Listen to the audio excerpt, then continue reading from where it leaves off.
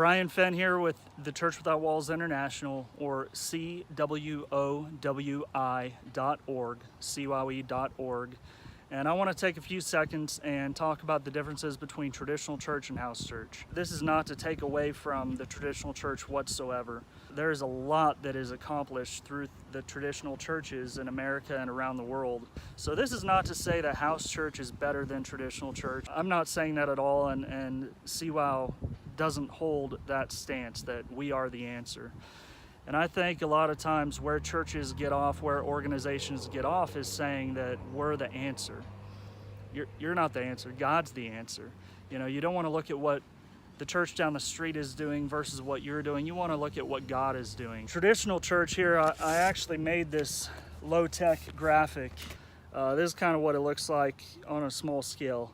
You know, different churches under different names, under different pastors in the middle. Traditionally, it's kind of like a pyramid structure, sort of like Moses. The pastor has the word of the Lord for the day, for the week, for you, for your life, and disseminates that down to you. And of course, they're always reaching out. They're reaching out of their sphere, their bubble, their church culture. One thing I want to illustrate are these different circles here, these green circles. Those are the programs within the church. Singles ministry, the homeless ministry, the bus ministry, whatever it may be. One of these circles is small groups or cell groups or life groups, whatever you want to call it. A lot of times these cell groups or small groups are miniatures of this church culture. There's one leader who's in charge. Some churches even have a specific curriculum that they need to go through. Traditional churches are always reaching out, always saying, calling for people to come to them. The main motivation behind this usually is said and should be to save the lost. But there are also some other things in there. You know, it is a business. I've been in staff meetings where you sit down and you say, look, if we don't get X amount in the offering this Sunday, somebody is not getting a full paycheck, so we need to speak on tithing this Sunday. And it's the reality of it. You know, you have utilities, you have staff, you have things to pay for. But it should be to save the lost. So they're always reaching out saying, hey, come see what we're doing, come see what my church is doing, come see what I'm doing. How house church differs is this little thing right here. In like a house church group, God is the center. There isn't a bubble per se. It's a group of people that have mutual accountability. Sort of like King Arthur and the Knights of the Round Table. Everybody is on the same level. Everybody has different giftings, the prophet, the pastor, the teacher, the worshiper, but it's all shared.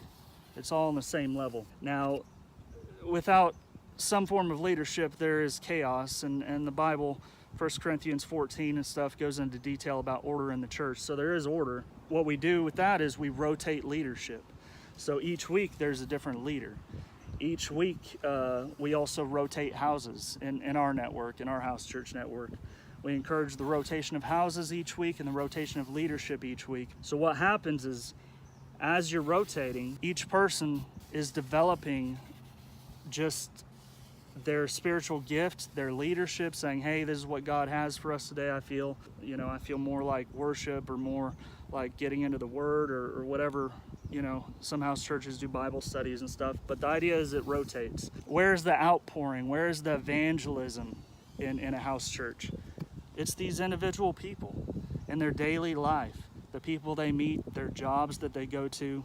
That is where the evangelism, the discipleship, the outpouring of the ministry happens. Not to say house churches can't organize, hey, let's go feed the homeless, on such a day together. They can do that, but I'm just saying overall, evangelism is through relationship. Now with the rotation, this is how, holding this up here like this, it's funny. This is how this grows. You have a house church, you probably heard of the term mitosis. And because you've been rotating leadership, once it gets too big, you split. A couple leaders from the group go and start another house church in the city, in the area, taking the DNA of this first group, okay? And then it grows from there. And it keeps growing and growing and growing. And a lot of house churches have like once a month or something, whole house church meetings, or quarterly, or however you want to do it, to keep in touch with everyone. The main things to get out of it is let me take this off my shoulder, is it's organic. House church is an organic thing. And sometimes freedom is scary for people. Sometimes it's scary to take the reins off, to let go. A lot of people say, oh, well, if you do house church, who's your pastor? Who's your spiritual authority? How do you not get off base? When your kids leave the house, are you going to be holding their hand every second? Or do you have to trust what you have instilled in them so that they'll make the right decisions? You kind of have to let go, and it's scary.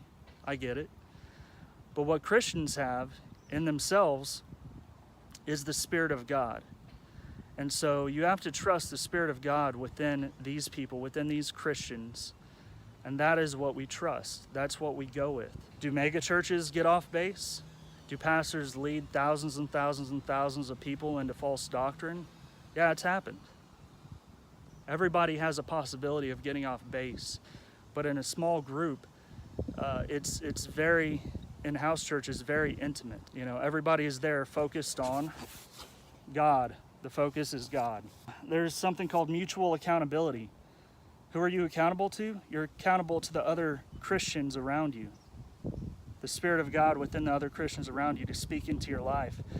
And it's not easy coming from the traditional church into house church and feeling vulnerable. It's not mandatory when you start house church, oh, we have to meet in your house next week, so you better clean everything. That it's not mandatory that happens, but at some point you're going to feel like now's the time to open up my home and invite the next meeting in my house. That in and of itself is very intimate. Because of that, you can say no. You can say no to anybody. You don't have to just let everybody into your house just because you're part of house church. It is something intimate, and it is something safe. So when you open up yourself up to that intimacy, there's something that happens, and it's mutual accountability. You can't just hide. These people know about your life and are there to help you in love. And as Christians, when there are a bunch of people there, and you're all from different walks, and one person was raised in a Baptist church, one in a charismatic church, one person went to Bible school, one didn't. It's amazing how the Christians keep each other balanced, keep each other spiritually balanced. Saying, whoa, I don't know about that. You may ask yourself, you may already know this, but why is this channel called Super House Church? Is it just like, hey, we have super house churches? It's called Super House Church because the Lord spoke to my dad about house church and about discipleship, and he said the process of discipleship is supernatural. Let that sink in. The process of discipleship is supernatural in and of itself. That's because the Holy Spirit is in the midst of it. Discipleship is something spiritual. Discipleship, the bonding of spirits as Christians, discipleship is supernatural. What does CWOWI do? I have more cardboard, don't worry. We are a network of house churches, okay? Worldwide, 70-something countries, we have house churches affiliated with us. And we help these house churches connect to something bigger than themselves. There's no entrance fee required. There's no tithing required. This isn't a get-rich quick scheme. It's all about the people. It's all about helping, being a helper of the house churches. Not lording over you, but being a servant to you, trying to help. We have a statement of faith, just absolutes. There are deductions in the Word, there are interpretations in the Bible that people can argue over, but then there are absolutes. And these absolutes are what we unify under. We make sure that every affiliate agrees with these absolutes through a statement of faith. We have accountability. If something rises up in the network and they can't figure it out, and they went to the house church in the city next door and they can't figure it out, they can bring it up to us and say, hey, Brian, hey, John, we're having this issue. Can you help a little bit? It lets these house churches know they're not alone. And we, above all else, are a resource for them. That's something that the Lord told my dad, be a resource for them. These house churches are worldwide. We have house churches under persecution. We have house churches not under persecution. We have house churches all over the U.S. So what house church like in the U.S. does is, in that one small town where there's just one church, and maybe you're not a Baptist, maybe you're not a charismatic Christian, maybe you don't believe that way, or maybe the pastor's just off into left field in doctrine. You can just meet with the people around you, the Christians around you, pray, read the Word, encourage each other, eat together, and be there for each other. You can do that in your town with a house church. House church and relationship-focused Christianity is literally like a revelation of this is the way Christianity is supposed to be for me. I need to focus on relationship. I need people around me.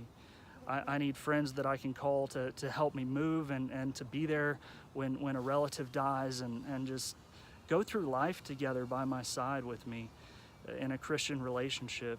Those are the kind of people that go to house church. How much has been invested in you by God, over the span of your Christian walk? How many messages have you sat through? How many Christian books have you read? That is all inside of you. It's already there. You could very well start your own house church, because it's not about you. It's about the people equally who join with you. Thank you guys for watching, and God bless.